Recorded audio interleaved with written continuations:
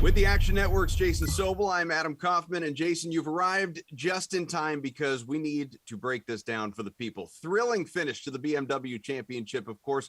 Patrick Cantlay beating DraftKings' own Bryson DeChambeau in 6 playoff holes sets us up for the Tour Championship. And obviously, with respect to the FedEx Cup standings, each guy where they are starting, it gets wonky with respect to that starting spot and strokes and all of it. Take me through what this means for the people. You're going to have me explain it. I thought you were going to explain all these scoring You're the expert. rules That's the and beauty strategies here. this I week. get to just defer. Okay, so here's what it is, Adam. Patrick Cantlay leads the FedEx Cup points list going into the Tour Championship. So he's going to start the week at 10 under. When you look at his leaderboard, he's going to be playing the first hole on Thursday afternoon at 10 under already. Next on the list, Tony Finau, who, of course, won a few weeks ago. He's 8 under. Bryson is 7. Jon Rahm 6. All the way down the list till you get to the guys at the bottom of the points list inside the top 30 who are at even par to start this thing. In theory, they all have a mathematical possibility of winning this golf tournament. Somebody could come from 10 back to start the week and still win. The cool thing for us as bettors, of course, is that we've got 2 leaderboards this week. We can bet on it based on the staggered scoring start, or we can bet on it based on the 72-hole overall scoring, and they're both available on DraftKings this week. So again, Cantlay being the FedEx Cup leader, and as you mentioned, coming into this one, starting at 10 under, you might think, especially after the victory that he had at the BMW Championship, this is the guy, you lock him in. He actually has the second best odds to win this event at plus 400 on the DraftKings Sportsbook. What do you make of that? Do you think he can come back, do it again?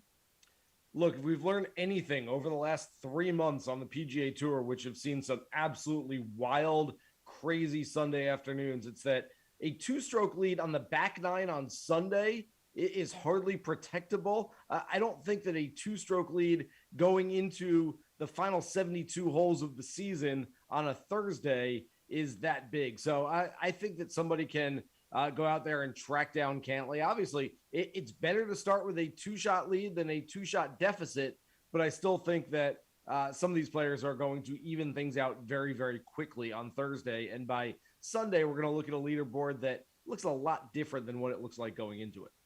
I mentioned our guy Bryson, after that tough luck defeat in the 6 playoff holes, comes in with the 3rd best starting spot at 7 under, also the 3rd best odds on the DK Sportsbook at plus 550. What do you think of his chances?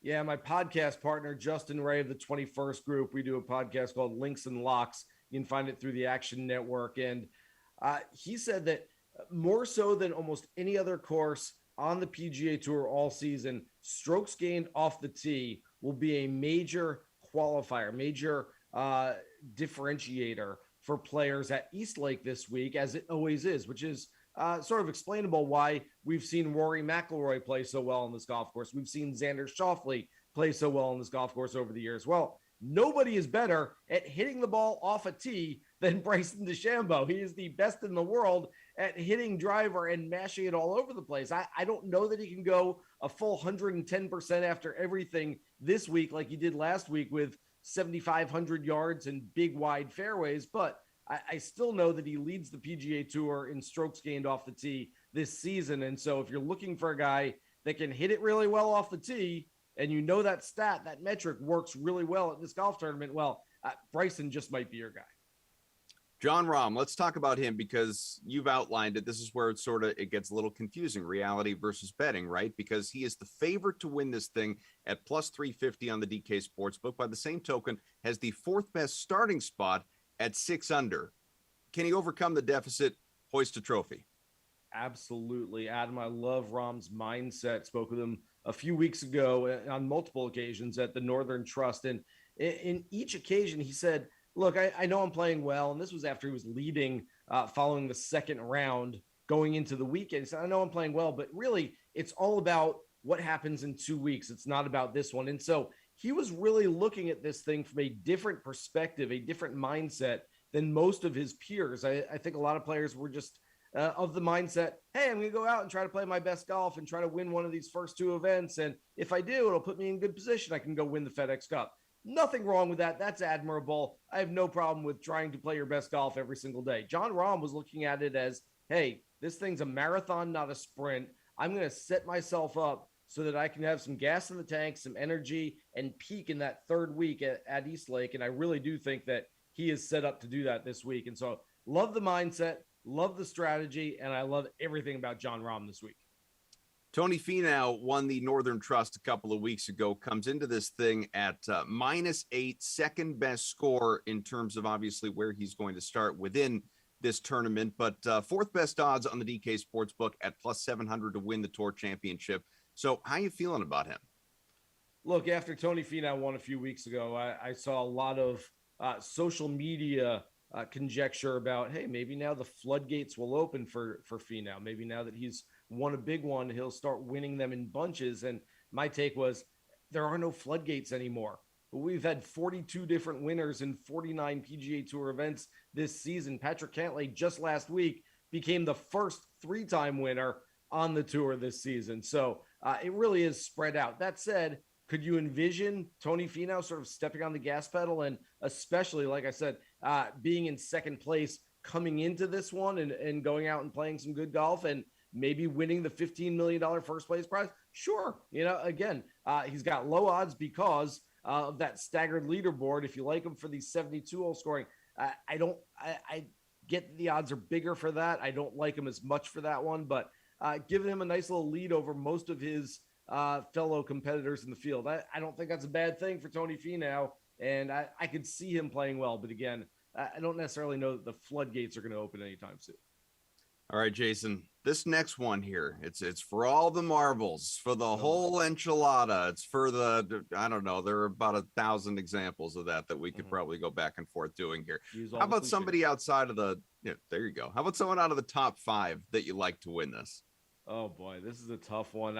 Look, right outside of the top 5, Justin Thomas starts the week in 6th place on the points list. And so I can certainly see him going out and playing well. What's very ironic is that JT's been frustrated for most of the summer, has not played his best golf. But if he goes out and wins this week, he's the FedEx Cup champion. He's the Players Championship winner.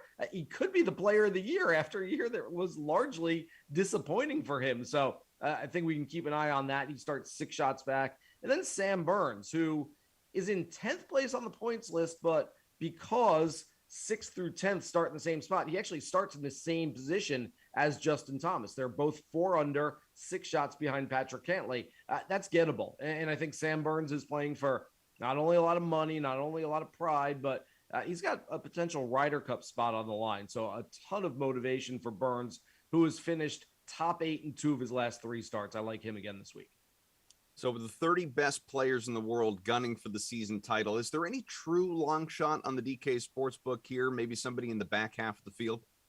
If you're looking for a long shot, I would do it based on that 72-hole scoring and not based on the staggered scoring. I just think it's going to be really tough for somebody to not only make up that differential of 6, 7, 8, 9 shots from them to the leader, but they've got to pass all those guys in front of them too. So that's a little difficult.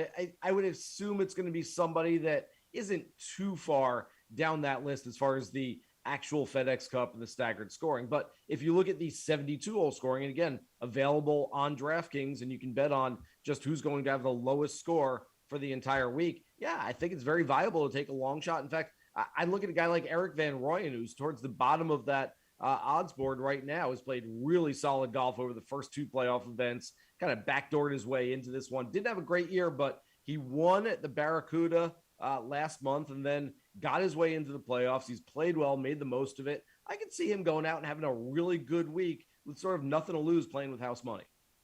I'm never really able to ask you about tournament props, but obviously given the starting strokes format here, anybody that jumps out at you? Yeah, it's a great question.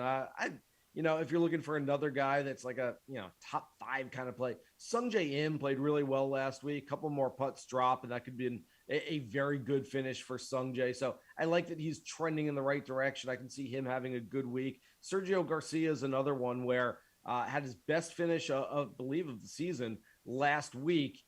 Certainly his best scoring week. He was 20 under par for the first time in his entire PGA Tour career, and now he goes to a place where driving is a priority, and he's become a very, very good driver of the golf ball. In fact, he's gained yardage in his 40s over the last couple of years, and so impressive stuff from Sergio Garcia. I can see him moving into a spot where look, you want to play a top 5 prop on him, either for the staggered scoring or for the overall 72-hole scoring.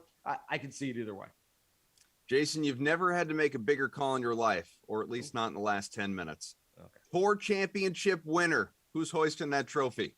Not only am I giving you a winner for the staggered scoring, the FedEx Cup champion, but I'll give you a winner for the 72-hole scoring as well. And it's the same player. And he's the favorite on both boards. I hate going chalk at him, but like I said earlier, Jon Rahm is primed and ready to go win both of these things. His mindset, his strategy towards, hey, I'm going to build up to the Tour Championship, I think are good strategies to have, a good plan to have in place. Plus, we tend to forget because we've been playing a lot of golf lately, but he had a month off going into the first playoff event before the Northern Trust. Had to skip the Olympics, didn't play the WGC in Memphis. A lot of these guys right now, I get it. Fans and bettors are going to say they're playing golf. They're not tired. Golf's easy. You know, I'd love to play golf every day. This is grueling. It's taxing, playing in a lot of hot weather places. Jon Rahm is going to have more in the tank than I think anybody else in the field this week, and that's going to propel him to the top of the leaderboard. Jason, if we don't have the chance to talk next week because, well, you know, where we're at in the season, maybe we'll just hop on the phone and talk about, you know, if there are any good shows you're binging or anything like that. I just want to talk to you. I'll give you football picks, man. Come on. We got NFL and college coming up. Well, you know how to you know how to cut to the core. I love it. All right, Jason Sobel. Tune into him frequently here with us on the DraftKings Dream Stream. Thank you so much. Thank you.